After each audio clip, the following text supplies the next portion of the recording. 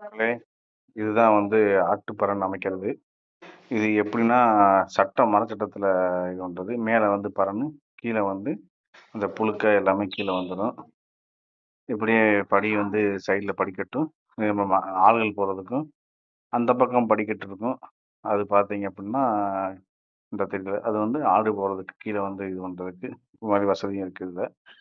அப்படியே மேல போனோம்னா, இது பனச் சட்டம் சொல்லுவாங்க. கீழ ஒவ்வொரு 1 1/2 அடிக்கும் பனச்சட்டம் கீழ குடுத்துருக்கு. இது பார்த்தீங்கன்னா, தென்னஞ்சட்டம்.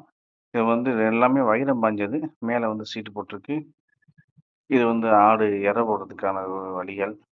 அது பார்த்தா எரை போடுறது சைடுல. சுத்தி வேலி அடிச்சு, மேல தகர சீட்டு போட்டு ஹைட்டா ஏத்திட்டோம்னா, எந்த ஒரு ஆடுகளுக்கு நோயும் எதுவுமே பரவாது. மேலும் நல்லா காத்தோட்டமும் மேல இருக்கு. இது ஆடு வரிசையா எரை போடுறதுக்கு அந்த சீட்டு. இது ஆடு இறங்கி போறதுக்கு அது மாரி. இது எல்லாமே ஆட பிரிச்சு பிரிச்சு போறதுக்கு, சைஸ் வாரியா பிரிச்சு போறதுக்கான வழிகள் எல்லாமே. இது எல்லாமே வைரம் பாய்ஞ்ச சட்டம்பாங்க. கட்டைகள் எல்லாமே. தென்னஞ்சட்டம், மரச்சட்டம். இப்படி போட்டோம்னா உங்களுக்கு ஆட்களோட வேலை குறையும்.